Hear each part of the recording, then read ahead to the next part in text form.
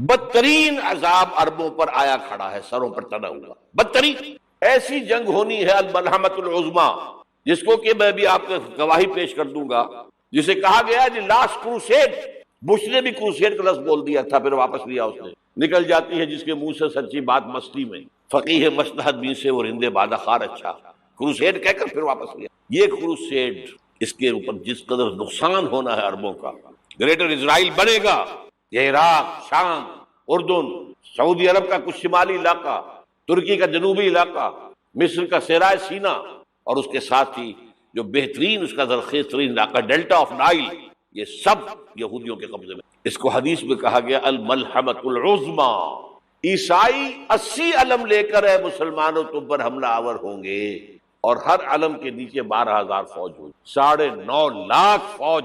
یہ نیٹو کی تیاری کس کے لیے ہو رہی ہے؟ جب یو ایس ایس آر کا خاتمہ ہوا تو پوچھا گیا تھا نیٹو چیف سے، اب کس لیے؟ تمہارا وہ دشمن تو ختم ہو گیا، اب ہمیں اسلامک فنڈامنٹلزم سے نمٹنا ہے۔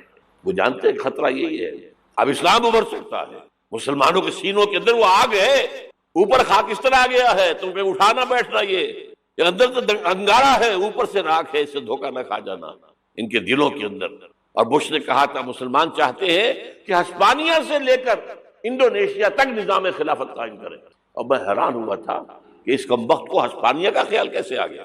ہمیں تو کبھی آتا ہی نہیں، اب ہم تو بھول گئے، وہ تو 500 برس پرانی بات ہے جبکہ وہاں سے ہمیں نکال دیا گیا تھا۔ اگرچہ اقبال نے کہا تھا ہے ارض فلسطین پہ یہودی کا اگر حق، ہسپانیہ پر حق نہیں کیوں اہل عرب کا؟ ہسپانیہ میں تو 800 سال حکومت کی مسلمانوں نے، اور ابھی 500 برس ہی گزرے ہیں نا۔ یہودی تو ارض مقدس سے 2000 سال نکالے گئے، انہیں لا کے آباد کیا گیا، عربوں کے سینے میں خنجر بھونک دیا گیا۔ وہ چھوٹا سا ملک جو چاہتا کرتا، کوئی پوچھنے والا نہیں۔ امریکہ جیسے اپنے بیٹے کی حفاظت کرے ویسے کرتا ہے۔ اور حضور نے فرمایا ہے وہ جنگ جب ہوگی تو ایک باپ کے اگر 100 بیٹے ہوں گے تو 99 ختم ہو جائیں گے، ایک بچے گا۔ یہ حدیث ہے، حدیث صحیح۔ اور آپ نے فرمایا ویل للعرب من شر قد اقترب، عربوں کے لیے ہلاکت ہے، عربوں کے لیے بربادی ہے اس شر سے جو قریب آ چکا ہے۔ اور آج جس طرح انہوں نے ان کی تہذیب کو اختیار کر لیا، دبئی جا کر دیکھ لیا، بدترین مغربی معاشرہ جو ہے وہ دبئی کے اندر ہم نے قائم کر کے دکھا دیا۔ اب سعودی عرب اس راستے پر بڑھ رہا ہے، اور اس کے بعد نمبر 2 پر جو ہے ہم پاکستانی ہیں۔ لیکن میں اس کے وہ پہلی بات جو کہہ رہا ہوں وہ تو یقینی ہے، اس میں تو احادیث صحیحہ موجود ہے۔ اگرچہ اس کے بعد پانسا پلٹے گا، پھر حضرت مہدی کا ظہور ہوگا، حضرت عیسیٰ کا نزول ہوگا، اور وہ گریٹر اسرائیل گریٹر گریو یارڈ بنے گا یہودیوں کا، ایک ایک یہودی قتل ہوگا اور دفن ہوگا۔ یہ بات میں ہونا ہے، میں پہلی بات پرچ کر رہا ہوں۔ وہ پانسا پلٹے گا جب پلٹے گا، ابھی جو سامنے ہے وہ کیا ہے؟ جس ملحمۃ العظما کہا حضور نے، جسے آرمگیڈون کہتے ہیں عیسائی۔ آرمگیڈون کی اگر کہیں جا کر آپ دیکھیں گے، آپ ڈکشنری میں مانی تو کیا لکھا ہے؟ A very big war which will be fought between the forces of evil and good before the end of this world۔ اس دنیا کے خاتمے سے پہلے خیر اور شر کی قوتوں کے درمیان بہت بڑی جنگ ہوگی۔ ارمجدون اسے کہتے ہیں عربی میں، اور ارمگیڈون اسے کہتے ہیں انگریزی۔ اور یہ بائبل کی آخری کتاب کے اندر ہے، جو اس میں کہ مکاشفات یوحنا، ریولیشنز آف سینٹ جان۔ یہ تو میں کہہ رہا ہوں یقین کے ساتھ، اور زیادہ دور نہیں ہے، آیا چاہتا ہے۔ اس لیے کہ یہودیوں کا اور عیسائی جو کنزرویٹوز ہیں، نیو کنزرویٹوز، ان کا 5 نکاتی ایجنڈا ہے متفق علیہ، جس کے تحت کہ یہ جنگ صلیبی شروع کی گئی ہے۔ وہ سن لیجئے آپ۔ آرمگیڈون نمبر 1، گریٹر اسرائیل قائم ہو جانا اس کے نتیجے میں نمبر 2، مسجد اقصی اور قبۃ الصخرہ کو گرانا نمبر 3، وہاں 3rd ٹیمپل، وہ مسجد جو حضرت سلیمان نے بنائی تھی 1000 قبل مسیح میں، پھر برباد کی تھی نبوکدنضر نے، دوبارہ بنائی گئی، پھر دوبارہ ختم ہوئی 70 عیسوی تک گری پڑی ہے۔ ان کا خانہ کعبہ گرا ہوا ہے 70 عیسوی سے لے کر آج تک۔ ایک دیوار ہے ویلنگ وال، جہاں جاتے ہیں، روتے ہیں، پیٹتے ہیں، ماتم کرتے ہیں، وہاں وہ بنے گا 3rd ٹیمپل۔ اور نمبر 4، اس میں لا کر رکھا جائے گا تخت حضرت داؤد کا۔ یہ تخت کہاں ہے اس وقت؟ یہ لندن شریف کے اندر جو ان کی پارلیمنٹ کا جو چرچ ہے، ویسٹ منسٹر ایبے، اس میں رکھا ہوا۔ ایک پتھر تھا جس پر بٹھا کر حضرت داؤد کی تاج پوشی ہوئی، پھر حضرت سلیمان کی ہوئی، پھر وہ پتھر رکھ دیا گیا جب حضرت سلیمان نے بنایا ہیکل مسجد اقصی، وہاں رہا وہ۔ ہر بادشاہ جو تھا یہودی اسی کے اوپر بٹھا کر اس کی تاج پوشی ہوتی تھی۔ سن 70 میں ٹائٹس نے گرایا اسے، ہیکل کو، وہ پتھر لے گیا، وہاں سے روم گیا، روم سے آئرلینڈ گیا، آئرلینڈ سے اسکاٹ لینڈ آیا، اسکاٹ لینڈ سے انگلینڈ آیا، اور اب وہ رکھا ہوا ہے 14ویں صدی عیسوی سے آج تک وہ ویسٹ منسٹر ایبے میں رکھا ہوا، ایک کرسی کی سیٹ میں اسے بنا دیا گیا ہے تخت کی شکل میں۔ اب انگریزوں میں کوئی ملکہ ہو، کوئی بادشاہ ہو جس کی بھی تاج پیش اس میں ہو، یہ لا کر رکھا جائے گا تھرڈ ٹیمپل، اور اس پر یہودیوں کے خیال کے مطابق ان کا مسیحا آئے گا جو مسیح دجال ہو، عیسائیوں کے خیال کے مطابق حضرت عیسیٰ آئیں گے، وہ ہمارا بھی خیال ہے حضرت عیسیٰ آئیں گے علیہ السلام۔ بہرحال یہ تو بات کی باتیں ہیں نا، اس وقت جو میں عرض کر رہا ہوں عربوں پر بہت بڑا عذاب، اور پاکستان کا معاملہ البتہ یہ ہے، میں یقین سے نہیں کہہ سکتا، ہینگنگ ان دی بیلنس، ہو سکتا ہے اللہ تعالیٰ ہم پر رحم فرمائے، ہو سکتا ہے اگرچہ اس کی کچھ شرائط ہوں۔ چمن کے مالک اگر بنا لیں موافق اپنا شعار، اب چمن میں آ سکتی ہے پلٹ کر چمن سے روٹھی بہار، اب ہو سکتا ہے۔ اور یہ بھی ہو سکتا ہے کہ اللہ تعالیٰ نے معجزانہ طور پر ہمیں ملک دیا، ہم نے اللہ سے بدعہدی کی، وعدہ خلافی کی، غداری کی، لہذا سزا دی جائے اور ہم سے یہ ملک چھین لیا جائے۔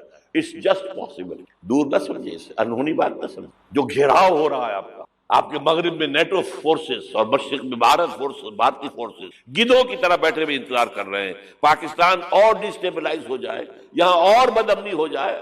اب لاہور میں پھر آج دھماکے ہو گئے، 2 دن پہلے کا دھماکہ میں سہ کے آیا ہوا ہوں آپ کے سامنے بیٹھ، وہ جانے بچی ہیں، جو ہماری اکیڈمی کا حشر ہوا وہ تو میں آپ کو نہیں بتا سکتا۔ یہ سارا کیوں ہو رہا ہے؟ تاکہ یہاں بدامنی ہو جائے اور ہمیں جواز مل جائے، مغرب سے نیٹو فورسز داخل ہو جائیں، مشرق سے بھارتی فورسز آ جائیں، اور ہمارے ایٹمی دانت توڑ کر اور پھر ہمیں بھارت کے سامنے ڈال دیا جائے۔ نو ڈو ایز یو لائک، یہ ان کا نقشہ ہے۔ ہوگا کیا وہ اللہ جانے، ہوگا وہ جو اللہ چاہے گا، لیکن اللہ کا چاہنا جو ہے وہ کس پر منحصر ہے؟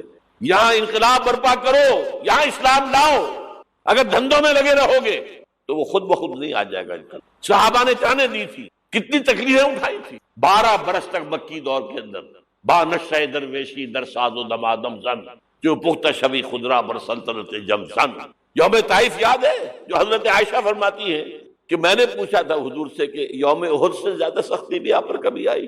یوم احد پر کیا ہوا تھا؟ تلوار کا وار پڑا تھا آپ کے چہرے مبارک، یہ جو رخسار کی ہڈی ہے اس کے اندر وار گیا ہے، اوپر خود کی 2 کڑیاں تھیں وہ اس میں گھس گئیں، 2 دندان مبارک شہید، وہ خود کی کڑیاں ایک صحابی نے اپنے دانتوں سے پکڑ کے کھینچنے کی کوشش کی، دانت نکل گئے، وہ نہیں نکلی، کیا جتن کر کے نکالی گئی ہوگی تو خون کا فوارہ آیا، اتنا خون گیا ہے کہ آپ بے ہوش ہو گئے، گر گئے، اور مشہور یہ ہو گیا کہ آپ کا انتقال ہو گیا، شہادت ہو گئی۔ یہ سیرت کبھی پڑھی ہے؟ حضرت عائشہ کے ہوش کا تو یہی دور تھا نا، یوم طائف میں جو آپ کیا تھی، بچی تھی، انہیں کیا پتا کیا ہو رہا ہے حضور کے ساتھ۔ 3 دن تک حضور مکے کی گلیاں اور وہاں کے اوباش لوگ پتھراؤ کر گئے تھے اس امید میں کہ شاید وہاں کا کوئی سردار ایمان لے آئے، تو یہاں تو ابو طالب بھی فوت ہو گئے، یہی دنیاوی سہارا تھا، خاندانی سہارا تھا ابو طالب کے ذریعے، اور گھر میں ایک دلجوئی کرنے والی رفیقہ حیات تھی، وہ بھی، ان کا بھی انتقال ہو گیا۔ آپ نے کہا یہ عام الحزن ہے، اب تو سب کو طے ہو گیا قریش کو کہ اب جیسے قتل کر دو ان کو، اسی لیے آپ گئے طائف، شاید وہاں کا کوئی بڑا سردار مانے ایمان لے آئے مجھ پر، تو میں اپنا مرکز ادھر شفٹ کر دوں۔ تینوں سے ملے ہیں، تینوں نے وہ جواب دیے، نکل جاؤ یہاں سے، میں تمہارے ساتھ بات بھی کرنے کو تیار نہیں۔ اچھا تمہارے سوا کوئی نہیں ملا تھا اللہ کو نبی بنا کر بھیجنے کے لیے، دیکھو جاؤ، میں بات نہیں کرنا چاہتا، ہو سکتا ہے میں بے عزتی کر بیٹھوں، واقعی تم اللہ کے نبی ہو تو میں مارا جاؤں گا، جاؤ جاؤ جاؤ۔ یہ سلوک محبت کے ساتھ ہوا، اور پھر چھوکروں کو، اسٹریٹ ارچنز جنہیں آپ کہتے ہیں، اشارہ کیا تھا، خبر لو ان کی، پتھراؤ ہو رہا ہے، ساتھ کوئی ہے ہی نہیں، ایک آدمی سے، زید ابن حارثہ۔ اب سامنے سے پتھر آ رہے ہیں تو حضرت زید آگے آ جاتے ہیں، ڈھال بنتے ہیں، مجھے لگے پتھر حضور کو لگے، اب پیچھے سے آ رہے ہیں، چاروں طرف سے تو ڈھال نہیں بن سکتا، جسم لہو لہا، خون جا کر جوتیوں میں جم گیا ہے، جوتی اتر نہیں رہی، پھر وہاں سے واپسی پر جو دعا مانگی ہے، اللہم الیک اشکو ضعف قوتی وقلت حیلتی وہوانی علی الناس، اے اللہ تیری جناب میں فریاد لے کر آیا ہوں اپنی قوت کی کمی کا، اپنے وسائل کی کمی کا، اور جو ذلت و خواری ہو رہی ہے لوگوں کے سامنے، الا ملتقلونی، مجھے کس کے حوالے کر دیا، الا بعیدی یتجہمونی، یہ میرے اوپر ہجوم کر کے آج حملہ کریں، اور عدو ملکتا امرے، یہ دشمن کے حوالے میرا معاملہ کیا ہے، جو چاہے کر دے وہ۔ لیکن پھر ابدیت غالب آتی، ان لم یکن علی غضبک فلا ابالی، اللہ اگر تو ناراض نہیں ہے تو مجھے کوئی پرواہ، سر تقدیم خم ہے جو مزاج یار میں، مجھے اندیشہ یہ ہے کہ تو ناراض تو نہیں ہوگی۔ یہ تکلیفیں جھیلی، سینکڑوں صحابہ نے جانوں کا نذرانہ پیش کیا، احزاب کی جنگ میں فاقوں پر فاقے ہو رہے تھے، اور ان فاقوں کی حالت میں خندق کھودنے کا حکم ملا ہے، لوگوں کی کمریں دوہری ہو رہی ہیں، پتھر باندھے ہیں اپنے پیٹوں سے، اپنی چادروں کے ساتھ کس کر، قبر دوہری ہو، اور جب صحابہ کدالیں چلا رہے ہیں تو کیا کہہ رہے ہیں، نحن الذین بایعوا محمدا علی الجہاد ما بقینا ابدا اللہم لا عیش الا عیش الاخرہ۔ صحابہ کہتے تھے ہم وہ لوگ ہیں جنہوں نے محمد سے بیعت کی ہے کہ جہاد کرتے رہیں گے جب تک جان میں جان نکل جائے تو بات اور جان ہے، چاہے ابھی بھوک سے کمر دوڑی ہوئی جا رہی جان تو ہے۔ اور ایک دفعہ کہتے تھے اللہم لا عیش الا عیش الاخرہ، اے اللہ عیش زندگی تو آخرت کی۔ اور حضور فرماتے تھے، حضور کے بیٹھے ہوئے نہیں تھے گاؤں تکیہ لگا کر، پتھر اٹھا اٹھا کر خندق میں سے لے جا کے باہر پھینک رہے تھے۔ جب صحابہ کہتے ہیں اللہم لا عیش الا عیش الاخرہ، حضور فرما رہے ہیں فاغفر الانصار والمہاجرہ، اے اللہ ان انصار اور مہاجرین کی مغفرت فرما۔ پھر حضور کی خدمت میں کچھ لوگ آئے، حضور اب یہ فاقہ ناقابل برداشت ہو گیا، دیکھیے ہم نے یہ پتھر باندھے ہوئے اپنے پیٹ میں۔ حضور نے کرتا اٹھا کر دکھایا، وہاں 2 پتھر باندھے ہوئے۔ یہ ہے سیرت النبی۔ آپ کس چیز کو سیرت النبی سمجھتے ہیں؟ بہرحال اس موضوع پر میری ایک کتاب ہے منہج انقلاب نبوی، کہ انقلاب کیسے آیا تھا۔ اگر دل میں ذرا بھی آرزو پیدا ہو گئی ہو کہ اللہ قبول کر لے مجھے قبول کر لے اس کام کے، تو وہ کتاب آپ کے لیے مست ہے، اس کا پڑھنا۔ وعن ابی ہریرہ رضی اللہ تعالی عنہ قال قال رسول اللہ صلی اللہ علیہ وسلم مثلی و مثل الانبیاء کمثل قصر احسن بنیانہ وترك منه موضع لبنة فطاف به النظار يتعجبون من حسن بنيانه إلا موضع تلك اللبنة فكنت أنا سددت موضع اللبنة ختم بي البنيان وختم بي الرسل وفي رواية فأنا اللبنة وأنا خاتم النبيين رواه امام البخاری و امام مسلم رحمهم اللہ۔ رب اشرح لي صدري ويسر لي امري واحلل عقدة من لساني يفقهوا قولي۔ اللهم ربنا الهمنا رشدنا واعذنا من شرور انفسنا، اللهم ارنا الحق حقا وارزقنا اتباعه وارنا الباطل باطلا وارزقنا اجتنابه، آمین یا رب العالمین۔ آپ حضرات کو یاد ہوگا میں نے اعلان کیا تھا کہ آج مجھے ختم نبوت کی جو عقلی دلیل ہے اس پر بات کرنی۔ ختم نبوت میں جو نص قاطع ہے قرآن مجید کی آیت سورہ احزاب کی، اس پر پچھلی مرتبہ تفصیلی گفتگو ہو چکی۔ یہ عقلی اور نقلی 2 الفاظ کو سمجھ لیجئے۔ اردو میں کئی معنی میں آتا ہے نقلی کا لفظ، نقلی مصنوعی کو بھی کہتے ہیں، لیکن نقل سے یہاں مراد جو ہے وہ ہے نقل ہونا۔ ہمارے دین کی بنیاد نقل پر ہے، عقل پر نہیں ہے، اگرچہ اس میں عقل کے خلاف کوئی بات نہیں، لیکن بنیاد جو ہے وہ عقل پر نہیں۔ نقل سے مراد کیا ہے؟ وہی منقول ہوئی اللہ سے حضور کو نقل ہوئی، منتقل ہوئی، اسی کے معنی میں منتقل ہونا۔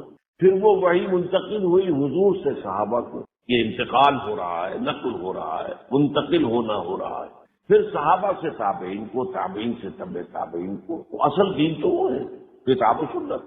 سنت رسول بھی منقول ہے، صحابہ نے حضور سے جو سنا، جو کرتے دیکھا، جو آپ کے فرامین ہیں وہ نقل کیے، وہ تابعین تک پہنچے، تابعین سے تبع تابعین تک پہنچے، محدثین کرام نے بڑی محنت کر کے انہیں جمع کیا۔ تو یہ ہے نقل۔ تو قرآن اور حدیث سے دلیل لائی جائے گی تو وہ نقل کہلائے گی، نقلی دلیل۔ اس کے مقابلے میں عقلی دلیل۔ عقل میں کیا دلیل؟ اب اس کے ضمن میں ایک اور تمہیدی بات نوٹ کر لیجیے۔ قرآن مجید میں اگر کوئی بات مجملاً آئی ہے اور اس کی پوری وضاحت نہیں ہوئی تو اس کی وضاحت کا فرض محمد رسول اللہ پر۔ حدیث اصل میں قرآن کے ان مقامات کی وضاحت کرتی جن میں کہ کسی وضاحت کی ضرورت نہیں۔ مثال کے طور پر اب یہ فرمایا گیا واعتصموا بحبل اللہ، جب اللہ کی رسی کو سب مل جل کر مضبوطی سے تھام لو۔ لیکن حبل اللہ کی مراد کیا ہے؟ یہ قرآن میں کہیں، اگرچہ حبل اللہ کا ذکر جو ہے وہ ہے، لیکن حبل اللہ کیا ہے یہ قرآن میں، یہ حدیث۔ القرآن حبل اللہ المتین ممدود من السماء الى الارض، قرآن ہے اللہ کی وہ مضبوط رسی جو آسمان و زمین کے درمیان تنی ہوئی۔ ایک اور حدیث بھی بہت پیاری ہے، میں نے آپ کو سنائی تھی کہ حضور ایک مرتبہ اپنے حجرے سے برآمد ہوئے، آپ نے دیکھا کہ مسجد کے ایک گوشے میں صحابہ کرام جو ہیں بعض بیٹھے ہوئے قرآن کا مذاکرہ کر رہے ہیں، آپس میں پڑھ رہے ہیں اور ایک دوسرے سے سمجھ اور سمجھا رہے ہیں۔ آپ کے چہرے پر بشاشت کے اور خوشی کے آثار ظاہر ہوئے۔ آپ چل کر آئے، آپ نے ایک سوال کیا بڑا عجیب سا، الستم تشہدون ان ھذا القرآن جاء من عند اللہ، کیا آپ لوگ اس پر گواہ نہیں ہیں کہ یہ قرآن اللہ کے پاس سے آیا؟ اب کیا جواب ہے؟ بلا یا رسول اللہ، حضور ہم سب گواہ ہیں، اس پر ہم گواہی دیتے ہیں۔ پھر آپ نے فرمایا فاستبشروا فإن ھذا القرآن طرفه بأيديكم وطرفه بيد اللہ، یہ قرآن وہ چیز ہے جس کا ایک سرا تمہارے ہاتھ میں ہے، ایک سرا اللہ کا۔ اب یہ وضاحت کس نے کی؟ ورنہ 100 معنی کیے جا سکتے تھے، مفسرین نے جہاں اپنا دماغ لڑایا ہے 100 معنی درج کر دیے، یہ بھی معنی ہے، یہ بھی معنی ہے، کلمہ طیبہ بھی حبل اللہ ہے، اسلام بھی حبل اللہ ہے، لیکن یہ کہ اس کا تعین کرنا ظاہر بات ہے کہ وہ محمد رسول اللہ کی ذمہ داری ہے۔ انزلنا الی الذکر لتبین للناس ما نزل الیہم، اے محمد ہم نے آپ پر یہ ذکر نازل کیا ہے تاکہ آپ لوگوں کے لیے واضح کریں اس چیز کو کہ جو ہم نے نازل کی۔ کتاب کے ساتھ معلم بحث کتاب سے آپ بحث نہیں کر سکتے، معلم آپ کو پڑھاتا ہے، اس کی وضاحت کرتا ہے۔ تو حاصل میں کتاب اور اس کتاب کا معلم وہ محمد رسول اللہ صلی اللہ علیہ وسلم، انما بعثت معلما، مجھے تو معلم بنا کر بھیجا گیا۔ کسی طرح کا یہ الفاظ ایسے ہوتے ہیں کہ جن کے ایک سے زائد معنی ہوتے ہیں، ان کے معانی کا تعین کر دینا اگر قرآن میں ایسا لفظ آیا ہے تو وہ بھی حضور کا کام ہے، نبی کا کام ہے، نبی کا فرض ہے کہ یہاں پہ اس سے مراد کیا ہے۔ اب اس کی جو ہے ایک مثال بہت ہے اور وہ یہی لفظ ختم ہے، خاتم النبیین، خاتم النبی۔ اب اس کے بعد ہی کیا ہے؟ ختم کے ایک معنی تو یہ ہے، جو آپ کو معلوم ہے کہ اردو میں بھی مستعمل ہے، کہ ایک تو یہ ہے کہ پیسے ختم ہو گئے، اناج ختم ہو گیا، اب یہ کہ ایک شے پہلے تھی اب نہیں ہے۔ ایک یہ ہے کہ سکول کا طالب علم کہتا میں نے اپنا کام ختم کر لیا، اب یہ ختم کسی اور معنی، میں نے اپنا کام پورا کر لیا۔ تو پورا کرنا اور کسی شے کا پہلے ہونا اور اب نہ ہونا، یہ دونوں معنی اس کے اندر ہے۔ پھر خاتم کے معنی جو ہے انگوٹھی کے بھی ہیں، مہر کے بھی ہیں۔ ایک خط لکھ کر جو ہے سرکاری کو بڑا اہم خط ہے، اس کے اوپر مہر لگا دی جاتی ہے تاکہ یہ جس کے لیے بھیجا جا رہا ہے وہی اس مہر کو کھولے اور پڑھے، کوئی اور بیچ میں پڑھ نہ سکتا۔ اس کے معنی یہ بھی ہے۔ اس سے فائدہ اٹھایا غلام احمد قادیانی لعنت اللہ علیہ کہ محمد خاتم النبیین مہر ہے، اب جو نبی آیا آپ کی مہر لگ کر آئے گا، یعنی آپ کی امت ہی میں سے آئے گا۔ پھر یہ کہ میں تو ذلی نبی ہوں، میں تو بروزی نبی ہوں، میں فلانا نبی ہوں، میں تشریعی نبی نہیں ہوں، غیر تشریعی نبی ہوں، 100 طرح کی تعبیریں کر کے اس ایک لفظ کے جو کئی معنی ہیں ان کے حوالے سے اس نے فائدہ اٹھایا اور جو کم فہم لوگ ہیں ان کے اوپر روبگار کیا۔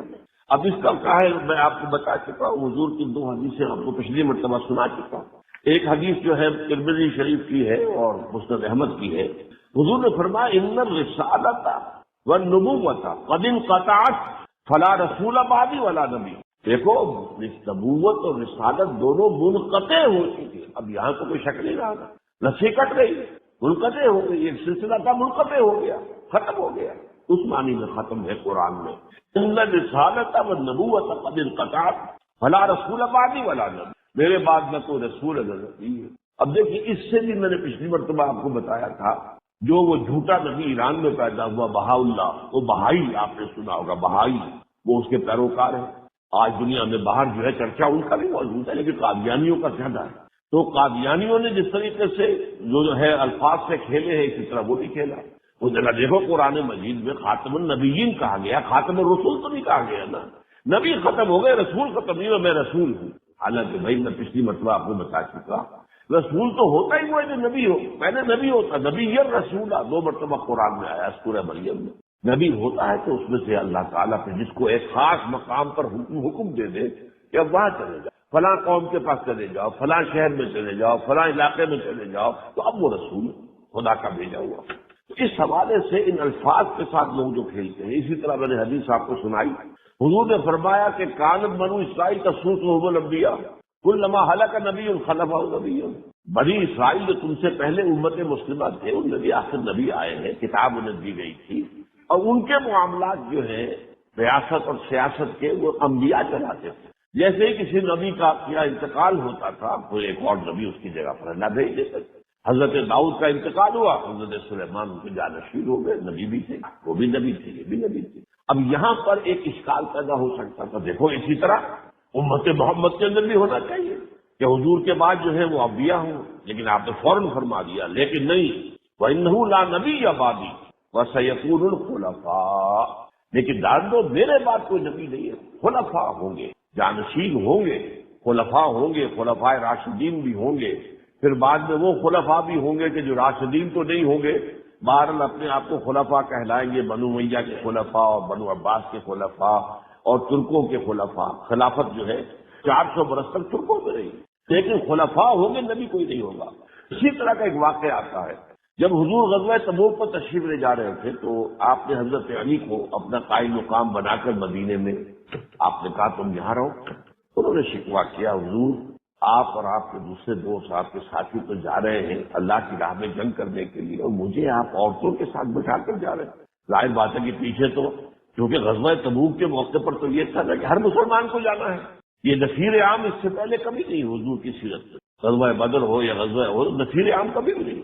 یہ نفیر عام ایک ہی مرتبہ ہر مسلمان پر ہر راوی ہے جانا الا یہ کہ کوئی آ کر اپنا عذر پیش کر کے اجازت لے لے. منافقوں نے جھوٹے عذر پیش کیے اجازت لے لی لیکن اکثر تو جو ہے اہل ایمان تھے وہ تو گئے. اب رہ گئے کون؟ بچے اور عورتیں. تو آپ مجھے ان میں بٹھا کر جا رہے ہیں. آپ نے فرمایا ہے علی کیا تمہیں یہ پسند نہیں ہے کہ تمہارا وہی مقام ہو جو موسیٰ کے ساتھ ہارون کا تھا. حضرت موسیٰ جب گئے تھے اللہ تعالیٰ کی طلب کرنے پر کوہ طور پر جہاں آپ کو تورات ملنی تھی تو حضرت موسیٰ حضرت ہارون کو اپنا قائم مقام بنا کر چلے گئے. تو اے علی کیا تمہیں یہ پسند نہیں ہے کہ تمہارا بھی وہی مقام ہو جو میرے ساتھ جو کہ موسیٰ کے ساتھ ہارون کا تھا. لیکن دیکھ لو میرے بعد نبی کوئی نہیں ہے. یہاں پر بھی وضاحت کرنا مبادہ کو شائبہ پیدا ہو جائے کہیں کوئی مغالطے کی جگہ پیدا ہو جائے کہیں کوئی امکان پیدا ہو جائے. کیا اب اس میں بھی امکان پیدا ہو سکتا تھا کہ حضرت موسیٰ کے ساتھ حضرت ہارون تھے تو وہ تو نبی تھے وہی رسول تھے. فرماتے کو یہ اس میں مغالطہ نہ ہو میرے بعد کوئی نبی نہیں ہے. تو اس حوالے سے میں نے آپ کو بتایا کہ کہیں شائبہ بھی پیدا نہ ہونے پائے شک کا اتنا اہتمام حضور کی احادیث میں کر دیا گیا. یہ آپ کا فرض منصبی ہے. یہاں اصل میں منکرین حدیث کا معاملہ سمجھ لیجیے. وہ لوگ جو ہے حدیث سے محروم کرنا چاہتے ہیں مسلمانوں کو تو پھر تو کہیں پر کوئی حفاظت رہے گی نہیں. نماز کا نظام نہیں بنتا اگر آپ جو ہے حدیث کو سامنے نہ رکھیں تو یہ پورا نظام جو ہے درم برم ہو جائے گا. اور یہ ساری جو اللہ تعالیٰ کے نبی کی طرف سے وضاحتیں آنے سے جو حد بندیاں ہو گئی ہیں وہ حد بندیاں ختم ہو جائیں. بہرحال اس کے ضمن میں جو سب سے بڑی دلیل ہے وہ کیا ہے؟ جو عقلی دلیل وہ دلیل یہ ہے کہ دین اور ہدایت حضور پر کامل ہو گئے. اب سادہ سی بات ہے یہ پانی لبالب بھر دیا گیا گلاس میں تو اب آگے کون سا پڑے گا پانی اس میں. ایک دلیل سادہ سے کسی دیہاتی کو سمجھانے کے لیے یہ بھی کافی ہوگی. لیکن یہ ہے کہ اس میں اصل میں پہلے یہ سمجھ لیجئے کہ انہوں نے دلیل کیا استعمال کی. ایک عقلی دلیل انہوں نے بھی استعمال کی. اور جیسے کہ میں نے بتایا تھا کہ عوام کو اپیل کرنے والی باتیں کہ کیسے ہو سکتا ہے کہ ہمارے نبی تو فوت ہو کر زیر زمین دفن ہے اور عیسیٰ جو ہے آسمان پر اٹھ گئے کیسے ہو اور وہ زندہ ہے آسمان پر. اس سے اس نے مسئلہ پیدا کیا. اس پر انشاءاللہ میں گفتگو کروں گا. یہ اہم مسئلہ ہے. تو اس معاملے کے اندر گفتگو شروع ہوئی ہے تو بعض پہلو میں چاہتا ہوں کہ واضح ہوئی جائے. بہرحال اسی طریقے کی دلیل یہ تھی وحی اور نبوت رحمت ہے. رحمت کیسے ختم ہو سکتی ہے اللہ کی؟ اب بتائیے عام آدمی کو دلیل جو ہے اپیل کرے کہ نبی تو رحمت ہے اور رحمت للعالمین حضور ہے تو نبی اللہ کی رحمت جو ہے ختم ہو سکتی ہے. وحی تو نعمت ہے رحمت ہے رحمت ختم ہو سکتی ہے. اس کا جواب کیا ہے وہ اصل میں سمجھنے کی ضرورت ہے اور وہ عقلی دلیل ہے محمد الرسول اللہ کے ختم نبوت پر. دیکھیے ہدایت جو کہ وحی کا اور نبوت کا اصل مقصد تھا اس ہدایت کے لیے لفظ نعمت بھی آتا ہے اسی کے لیے نور بھی آتا ہے. اس لیے کہ ظاہر بات ہے نور ایک ظاہری ہے. یہ اس کے راستے میں ہم اس کی روشنی میں راستہ چلتے ہیں دیکھتے ہیں. اندھیرا دھوپ ہو جائے اگر وہ تو خیر دن کی بات ہے کچھ نہ کچھ جو ہے اندھیرا رہے گا لیکن رات کو اگر بجلی چلی جائے تو سب موجود ہوتے ہیں ایک دوسرے کو دیکھ تو نہیں سکتے. معلوم ہے کہ ہے دیکھ نہیں سکتے اس لیے کہ روشنی نہیں ہے. تو دنیا میں جس طریقے سے ظاہری روشنی ہے تو انسان جو دنیا میں دیکھتا ہے راستہ دیکھتا ہے چلتا ہے اسی طرح اپنی پوری زندگی میں راستہ صحیح چلنے کے لیے ایک باطنی روشنی درکار ہے. وہ ہے جو وحی ہے اور ہدایت کے ذریعے سے انسان کو ملتی ہے. اسی کو نعمت کہا. کیوں نعمت کہا گیا؟ اس لیے کہ دنیا میں کوئی شے نعمت نہیں ہے جب تک نعمت ہدایت ساتھ نہ ہو. یہ بات میں نے بہت مرتبہ واضح. صحت بڑی نعمت ہے لیکن اگر اس کے ساتھ ہدایت نہیں ہے اسی صحت کو غلط جگہ استعمال کرو گے گناہ کمانے کے لیے استعمال کرو گے جرائم کے لیے استعمال کرو گے لوگوں پر ظلم کرنے کے لیے استعمال کرو گے. اب یہ نعمت کہاں رہی؟ یہ تو زحمت ہو گئی. اس سے تو اچھا تھا کہ تم بیمار بن کر پڑے ہوتے بستر کے اوپر تو ان کاموں سے تو بچ گئے. دولت نعمت ہے لیکن صرف اس وقت جبکہ اس کے ساتھ نعمت ہدایت ورنہ وہ نعمت نہیں ہے. کل چرنے کرو گے اللہ تللے کرو گے جو بھی کرو گے عیاشیاں کرو گے اور لوگوں کے اندر جو ہے غریبوں کے اندر احساس محرومی پیدا کرو گے. یہی کرو گے نا دولت کے ساتھ اگر تمہارے ساتھ ہدایت نہیں ہے. اولاد نعمت ہے بشرطے کہ وہ صالح اولاد اور تم نے اس کی صحیح تربیت کی اس کا حق ادا کیا ورنہ وہی اولاد جو ہے سوہان روح بن جاتی ہے. بڑھاپے میں آ کر اس طرح ستاتی ہے کہ آپ جو ہے وہ پھر پناہ مانگتے اللہ کی اولاد کو۔ تو اس معنی میں جو وحی ہے وہ ہدایت کے لیے ہے، وہ نعمت ہے، وہ رحمت ہے اللہ تعالیٰ کی۔ اب اس ضمن میں یہ ہے کہ یہ ہدایت کامل ہو گئی۔ اگر تو ہدایت پہلے دن سے چلی آ رہی ہوتی ہے ایک ہموار انداز میں تو بات اور تھی۔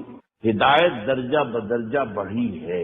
جیسے نوع انسانی ایک عہد طفولیت بھی تھا، جیسے ایک بچہ ہے آپ کے پاس، وہ اپرائمری کا طالب علم ہے، اور اسے پی ایچ ڈی کا استاد رکھ دیں، وہ کیا پڑھائے گا؟ اسے کیا فلسفہ پڑھائے گا تو وہی علی بیٹا پڑھائے گا، وہی جو پڑھ سکتا ہے۔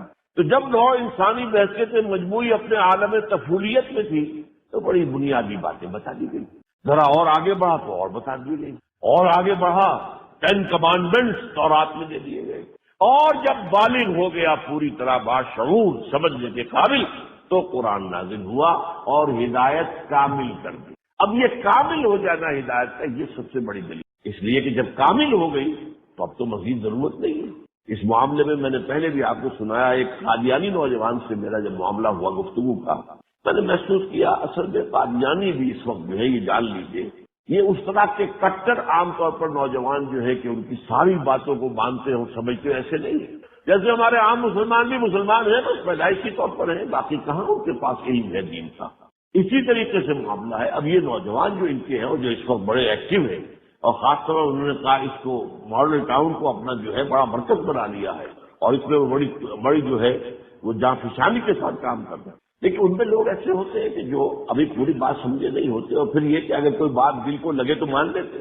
میں نے اسے پوچھا مجھے یہ بتاؤ کہ کیا تم یہ مانتے ہو کہ قرآن میں ہدایت کامل ہو گئی؟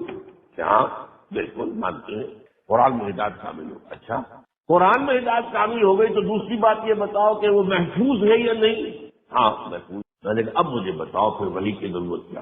اگر ہدایت کامل ہو چکی اور اس ہدایت کو اللہ نے حفاظت دے دی تو اب بتاؤ تو ضرورت کیا؟ فبہت الذی کفر جو آیا سورہ بقرہ میں نمرود کے لیے کہ مبہوت ہو گیا، اب وہ جو ہے بغلے جھانکنے لگا، کوئی جواب اس کے پاس نہیں تھا۔ یا تو یہ کہو کہ ہدایت ابھی کامل نہیں ہوئی، ابھی کامل ہونی تھی تو اور نبی آنا چاہیے، اور یا کہو کہ وہ تھی تو صحیح گم ہو گئی ہے، جیسے کہ تورات کی گم ہو گئی اور انجیل کی ہدایت کو گم ہو گئی تو آنا چاہیے نبی۔ لیکن اگر قرآن کو مانتے ہو کہ ہدایت کامل ہو گئی اور اگر یہ بھی مانتے ہو کہ وہ محفوظ ہے تو پھر مجھے عقلی دلیل بتاؤ کہ پھر وحی کے تسلسل اور نبوت کے جاری رہنے کا مقصد کی کوئی ہابی تو نہیں ہے اللہ کی، ہر شے کا ایک مقصد ہوتا ہے۔ اچھا اسی کے ضمن میں آپ کو معلوم ہے کہ قرآن مجید جو ہے اپنی اس حفاظت کا ذکر کتنے اہتمام سے کرتا ہے۔ انا نحن نزلنا الذکر وانا لہ لحافظون، ہم نے ہی اس ذکر کو نازل کیا ہے اور ہم ہی اس کی حفاظت کرنے والے ہیں۔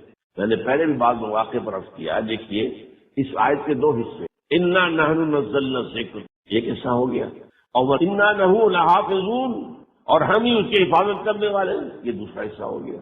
پہلا حصہ جو ہے وہ تو تورات کے لیے بھی صحیح ہے، کس نے نازل کیا تورات؟ سورہ مائدہ میں فرمایا انا انزلنا التوراۃ فیہا ھدی ونور، ہم ہی تو نازل کیا تھا تورات کو، اس میں ہدایت بھی تھی اس دور کی سطح کی، عقلی سطح کی ہدایت، اور نور بھی تھا۔ پھر انجیل کے بارے میں فرمایا وہ بھی ہم نے نازل فیہا ھدی ونور، اس میں بھی ہدایت بھی تھی، نور بھی تھا۔ تو لیکن دوسرا حصہ جو ہے وہ صرف قرآن پر ہے، وَإِنَّا لَهُ لَحَافِظُونَ۔ اگر تورات کی حفاظت کا ذمہ اللہ لے لیتا تو کیا تحریف ہو سکتی تھی؟ اگر انجیل کی حفاظت کا ذمہ اللہ لے لیتا تو کیا اس میں تحریف ہو سکتی تھی؟ اور اس کا کانورس بھی ہے، تلخ بات ہے، اگر قرآن کی حفاظت کا ذمہ اللہ نہ لیتا تو کیا ہم چھوڑ دیتے بغیر تحریف کے؟ جب حضور فرماتے ہیں کہ سابقہ امت میں جو گمراہی آئیں گے تم میں بھی آ کر رہیں گے، وہ اگر گوہ کے بل میں گھسے تھے تم بھی گھسو گے، اگر ان میں کوئی شقی ایسا اٹھا جس نے اپنی ماں کے ساتھ زنا کیا تم میں بھی کوئی بدبخت اٹھے گا جو یہ کام کر سکتا ہے ایسا، تو کیا ہم چھوڑ دیتے؟ کیا ہم نے ترجموں میں تحریفیں نہیں کی؟ کیا ہم نے تفسیروں میں تحریفیں نہیں کی؟ لیکن یہ قرآن کے متن کو کوئی ہاتھ دیا، یہ قرآن کے ساتھ۔ اب اس میں یہ بات ہے، یہ بات سمجھانے کی ہے، بھائی تم سوچو، یہ بھی بات کرنے کی ہے۔ اگر کوئی نوجوان آتا ہے آپ کے پاس، آپ سے بات کرتا ہے، بھائی یہ سوچو کیا وجہ ہے کہ تورات کو اور انجیل کو تو حفاظت نہیں دی گئی، قرآن کو دی گئی؟ بتاؤ۔ میں تو اسے اور زیادہ عوامی انداز میں کہا کرتا ہوں کہ قرآن کو اور یہ تورات اور انجیل کو یہ حق پہنچتا ہے کہ وہ اللہ سے شکایت کرے، فریاد کرے، شکوہ کرے کہ اے اللہ قرآن بھی تیری کتاب، ہم بھی تیری کتابیں تھی، تو یہ ہمارے ساتھ سوتیلی بیٹیوں والا سلوک کیوں ہوا؟ ہماری حفاظت نہیں، قرآن کی حفاظت ہے. کیوں؟ اس کی وجہ ہے نا. وجہ یہ ہے کہ تم مستقل ہدایت نامے نہیں تھی، ابدی ہدایت نامے نہیں تھی، تمہارے اندر ابھی ہدایت کامل نہیں ہوئی تھی. قرآن میں ہدایت آئی، ہدایت کامل ہو گئی، ہدایت مکمل ہو گئی، عبادت ابدی ہے. اس کے بعد دروازہ بند ہو رہا تھا، ہم نے پڑھا. یہ عقلی بات ہے، یہ بات جو ہے وہ عقل میں اس میں سمجھ میں آنے والی ہے. انا نحن نزلنا الذکر وَإِنَّا لَهُ لَحَافِظُونَ. اور ایک جگہ تو فرمایا بڑا عجیب انداز، لا یاتیہ الباطل من بین یدیہ ولا من خلفہ. اس قرآن پر باطل حملہ آور ہو ہی نہیں سکتا، نہ سامنے سے نہ پیچھے سے. اب سامنے اور پیچھے سے کا مفہوم یہ بھی ہے کہ نہ قرآن کو کوئی چیلنج کر سکا حضور کی زندگی میں، اور نہ قرآن کو آج تک کوئی چیلنج کر سکا. اور ماننا پڑتا ہے دنیا کو کہ ہاں اس کا کتاب جو ہے یہ وہی ہے، محفوظ کتاب ہے جو محمد نے عطا کی تھی امت کو صلی اللہ علیہ وسلم. جبکہ انجیل نہیں ہے، انجیل والے مانتے ہیں 104 انجیلیں تھیں، جن میں سے 4 منتخب کی انہوں نے، 4 کہلاتی ہے کینونیکل، قانونی، جو واقعی مستند ہے، اور 100 اور ہیں جو اپوکریفل کہلاتی ہے ان کے ہاں. یہ ایسے ہی ہیں، بس ان کی مستند نہیں. میں نے ایک مرتبہ ایک پادری سے بات کی تھی جب میں ابھی طالب علم تھا میڈیکل کا، تو منگومری میں بہت بڑا مرکز ہے ان کا. جب آ گیا پادری سے پوچھا، میں نے کہا which one of them is Bible. یہ جو متی کی انجیل ہے، لوک کی انجیل ہے، مارکس کی انجیل ہے اور جان کی انجیل ہے، which one of them is the Bible? نن آف دیم از بائبل. میں حیران رہ گیا، یہ پادری کیا کہہ رہا ہے؟ None of them is Bible. Bible is in them. Bible ان میں ہے، 4 میں 100 میں بائبل ہے. وہ مختلف ہے، اس نے یہ بیان کیا، لوک نے یہ بیان کیا. اب وہ در حقیقت سوال عمریاں ہیں. حضرت عیسیٰ علیہ السلام کے حالات سے جو بیان کیے گئے، اسی میں حضرت عیسیٰ کے مواعظ بھی آ گئے، اسی میں حضرت عیسیٰ پر جو وحی آئی وہ بھی آ گئی ہے. یعنی یہ سمجھیے، یہ بات ایک نقطہ ہے اہم جو آ گیا ہے. ہمارے ہاں جو ہر چیز ڈسکریٹ ہو گئی، قرآن علیحدہ، حدیث علیحدہ، سیرت علیحدہ، وہاں کیا ہوا؟ تینوں چیزیں گڑبڑ ہیں. انہی انجیلوں کے اندر جو ہے وہ ان کی وحی جو آئی حضرت عیسیٰ پر وہ بھی ہے، حضرت عیسیٰ کے اپنے مقولے، اپنے جو مواعظ ہیں وہ بھی ہیں، اور لائف بھی ہے. اب ظاہر بات ہے کہ ان کو جو بھی ان کے خیال میں سولی دی گئی، تو سولی کے حالات حضرت عیسیٰ نے بھی بیان کیے. یہ تو بعد میں کسی نے تاریخی اعتبار سے لکھے ہیں. اسی لیے وہاں پر بہت فرق ہے، تمام انجیلوں کے اندر فرق ہے، اس میں کوئی فرق نہیں. جو ہے قرآن ایک علیحدہ ہے. اسی لیے حضور نے حدیثیں لکھنے سے منع کر دیا تھا کہ ابھی جب کہ قرآن جو نازل ہو رہا ہے اور کوئی شے نہ لکھو مجھ سے سوائے اس قرآن کے. کچھ عرصے کے بعد آپ نے اجازت دی، جب معلوم ہو گیا کہ اب یہ محفوظ ہو چکا ہے اور یہ قرآن جو ہے ان کے بارے میں تو واضح ہو چکا ہے کہ یہ قرآن ہے اور غیر قرآن جو ہے اس میں شامل نہیں ہوگا، میری حدیثیں اس میں شامل نہیں کی جائیں گی، تب آپ نے اجازت دی. تو اس حوالے سے یہ 2 عقیل دلیلیں ہیں. لا یاتیہ باطل من بین یدیہ ولا من خلفہ، اس پر تو باطل حملہ آور ہو ہی نہیں سکتا. اسی طریقے سے دیکھیے، یہ بھی ایک نقطہ نوٹ کرنے کا ہے. یہ جو شائبہ بھی نہ پیدا ہو جائے اس کا، اس کے لیے جو میں نے آپ کو بات دلیلیں دی، اس کا حاصل کیا ہے؟ اجماع امت ہے. 1400 برس گزر گئے، امت میں کوئی فرقہ پیدا نہیں ہوا ہے مستند سے جس نے اس ختم نبوت کا انکار کیا. باقی اختلافات ہیں، لیکن یہ کہ اس میں کوئی اختلاف نہیں. تو ظاہر بات ہے کہ یہ چیز آخر بغیر کسی دلیل کے تو نہیں ہے. پھر یہ کہ حضور کی جو نبوت اور رسالت ہے، اس کے ضمن میں ذرا بھی آدمی غور کرے، اتمام اور تکمیل، اکمال اور تکمیل، یہ الفاظ بار بار آتے ہیں. واللہ متم نورہ، اللہ تو اپنے نور کا اتمام فرما کر رہے گا، یعنی اپنی ہدایت کا.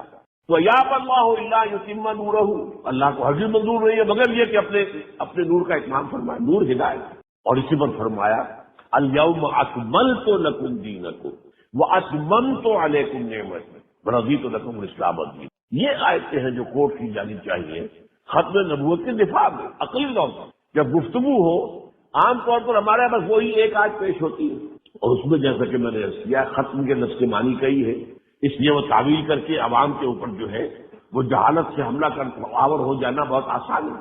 لیکن یہ ان میں کہاں 2 امکان ہے. آج کے دن میں نے تمہارے دین کی تکمیل کر دی اور اپنی نعمت کا اتمام کر دیا، نعمت ہدایت مکمل ہو گئی. یہ اتمام اور تکمیل اور تتمیم اور اکمال جو ہے، یہ الفاظ جو آتے ہیں، یہاں تک کہ حضور کی ایک حدیث بھی آپ کو سناتا ہوں، انما بعثت لاتمم مکارم الاخلاق، میں اس لیے بھیجا گیا ہوں کہ جو اخلاق کے اعلیٰ کام ہیں ان کے مکمل کر دوں. اخلاق انسانی کی بھی بلندیاں اپنی آخری حد کو چھونے لگے. میری بعثت کا مطلب کیا ہے؟ اتمام دین حق، اتمام نور، تکمیل دین، اتمام ہدایت، اتمام نعمت، اتمام اخلاق۔ بہرحال یہ بات جیسا کہ میں نے عرض کیا ہے کہ یہ بھی عقلی دلائل میں سے ہے۔ ایک اور دلیل یہ ہے، سابقہ انبیاء پر جو کتابیں اتری ان میں بعد میں آنے والے انبیاء کی پیشن گوئیاں موجود ہیں۔ انجیل میں آج تک فارقلیف وہ انجیل کے اندر سے اس کو اور بہت سی چیزیں انہوں نے مٹا دی ہیں، لیکن آپ کو معلوم ہے چور جب چوری کرتا ہے تو بہت زیادہ بشار چور بھی کوئی نہ کوئی علامت چھوڑ جاتا ہے، کوئی نہ ظاہر بات ہے جو آپ کے سراغ رسان ہوتے ہیں، جو کھوجی ہوتے ہیں، وہ کس کن چیزوں سے آگے مدد کر کے پہنچتے ہیں منزل، کوئی نہ کوئی چھوڑ جاتا ہے۔ اسی طریقے سے انہوں نے ڈھونڈ ڈھونڈ کر ساری حضور کے بارے میں پیشن گوئیاں انجیل میں سے نکالی، لیکن ایک ہے جو حلق کے اندر کانٹا بن کر پھنسی ہوئی ہے، فارقلیف۔ فارقلیف کی اصل معنی کیا ہے؟ من حمدنا، وہ کہ جس کی انتہائی حمد کی گئی، محمد۔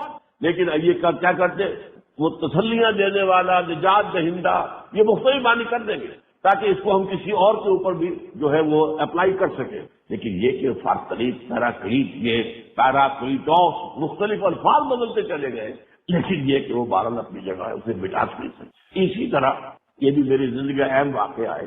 ہمارا تنظیم اسلامی نارتھ امریکہ کا اجتماع تھا امریکہ میں، یہ 12 سال پہلے کی بات ہے تقریباً۔ تو وہاں ہیوسٹن میں، وہاں پر وہ بڑا شہر ہے جنوبی علاقے میں، ہماری کنونشن تھی۔ اس میں انہوں نے ایک سیشن رکھا کہ جس میں ایک یہودی عالم بھی بڑے کو بلایا گیا، ایک کرسچین کو بلایا گیا، ایک ہماری طرف سے ہمارے نوجوان ساتھی تھے، انہوں نے تقریر کر دی۔ وہاں جو یہودی آئے، وہ جو آیا تھا عیسائی، اس نے تو آئیں بائیں شائیں کی، ان کے پاس وہ دلیل ہے نہیں، عقل کے خلاف ہے، سارا عیسائیت کا عقیدہ عقل کے خلاف۔ حضرت آدم کی غلطی لے کر میں بھی آیا ہوں، آپ بھی آئے ہیں، آپ کے بوجھ پر گناہ ہے، گناہ کی گٹھڑی ہے پیدائشی طور پر، اور اب اس کے سوا اللہ کا کوئی چارہ نہیں تھا کہ وہ تمہیں گناہ سے نجات دے سوائے اس کے کہ اپنے اکلوتے سلبی بیٹے کو دنیا میں بھیج کر تمہاری طرف سے وہ قربانی کا بکرا بنا کر اسے سولی چڑھوائے تاکہ جو بھی اس کو مان لے اس کی نجات ملے۔ انا للہ و انا۔ قرآن نے کیا بتایا؟ آدم اور حوا سے غلطی تو ہوئی تھی، انہوں نے توبہ کی، اللہ نے معاف کر دی، فتاب علیہ، اللہ نے ان کی توبہ قبول کر دی، بات ختم ہو۔ اور پیدا جو ہوتا ہے بچہ وہ تو سلیم الفطرت ہوتا ہے، کل مولود یولد علی الفطرہ، فطرت انسانی پر، فطرت اسلام پر، یہ دین فطرت ہے، فطرت اللہ التی فطر الناس علیہا۔ کوئی بچہ پیدا ہوتا ہے معصوم ہوتا ہے، کوئی گناہ کا بوجھ لے کر نہیں آتا۔ یہ ساری کیا چیز اب انہوں نے سارا گھڑنا پڑا کیوں؟ جب ہر بچہ جو پیدا ہو رہا ہے گناہ کی گٹھڑی لے کر آ رہا ہے تو کیا کیا جائے؟ اللہ بھی اس کے سوا کچھ نہیں کر سکا کہ اپنا اکلوتا بیٹا بھیج دیا زمین میں، اسے سولی چڑھا دو اور اس کو جو تکلیف پہنچے گی وہ دھرم کفارہ ہو جائے گا، اس کے خون سے دھل جائیں گے سارے گناہ کے بعد۔ انا للہ و انا الیہ راجعون۔ بہرحال میں نے جیسا کہ عرض کیا، برنباس کی ایک انجیل ہے جو میں نے بتایا تھا کہ 100 انجیلیں وہ ہیں جو اپوکریفل کہلاتی ہیں، مستند نہیں مانتے، ان میں سے ایک برنباس کی ہے، یہ مانتے ہیں کہ حواریین میں سے ایک برنباس بھی تھے، ان کی انجیل ہے، اور وہ پوپ کے جو ہے پچھلی صدی میں کوئی جانتا ہی نہیں تھا، نام بھی نہیں جانتا تھا مسلمان اس کا، یہ پوپ کی لائبریری سے برابر ہے، اس میں تقریباً سمجھیے ہر صفحے پر حضور کی پیشن گوئی موجود ہے، لیکن فارقلیف والی تو بہرحال ان میں بھی ہے۔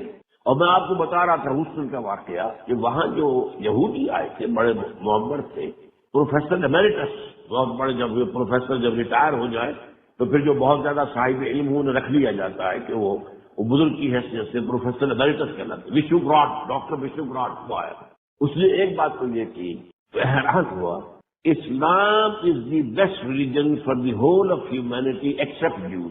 اب وہ اگر ہول کے لیے مان لیتا تو سوال مجھ سے کیا جاتا کہ جیوز کے لیے کیوں نہیں ہے، تو انہیں پہلے جملے کے اندر وہ ایک جملہ رکھ دیا کہ تاکہ اس کے اوپر الزام نہ آ سکے۔ خیر، لیکن ایک اور بات اس نے کی، اسرائیل کو ہم تو نہیں سپورٹ کرتے، ان کو تو یہ کرسچن کی طرف یہ سپورٹ کر رہے ہیں، اس لیے کہ نیو کنزرویٹو عیسائی جو ہیں وہ ہیں اصل میں، جس کے لیے آج کل جو ہے یہ اصطلاح استعمال کی جا رہی ہے کہ ایک تو جو جیو ہے کہ جو یہودی ہے جو کہ زائنسٹ ہے، اور ایک عیسائی زائنسٹ، اصل سپورٹ جو ہو رہی ہے وہ تو عیسائیوں کی طرف سے ہو رہی ہے، وہ ایک علیحدہ موضوع ہوگا، میں نہیں چاہتا، تو یہ کہا تھا نہیں چاہیے آدمی کچھ حق پرست معلوم ہوتا۔ پھر میں نے اپنے ایک وہاں کے دوست سے معاملہ کیا کہ کیا ان سے کوئی ملاقات ہو سکتی ہے، ان کا ہاں میرے سے مراسم ہے، انہوں نے اپنے گھر پہ مدعو کر لیا پروفیسر وشو براڈ کو، میں بھی آ گیا۔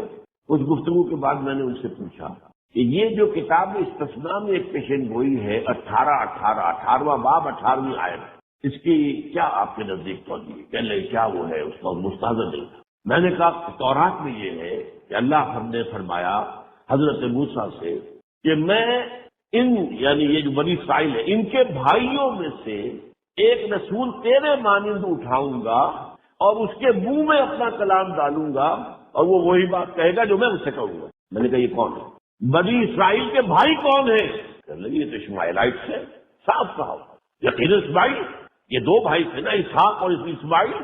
اسماعیل کی اولاد ہے عرب اور اسحاق کی اولاد ہے بنی اسرائیل۔ یہ تو اسرائیل، یہ تو یقیناً کرے گا۔ پھر آپ سوچیے، سوچنے پڑ گئے۔ میں نے زیادہ اس کو رب کرنے کی کوشش نہیں کی، وہ وعدہ کسی ضد پر اتر آئے، لیکن حق اس نے کہہ دیا۔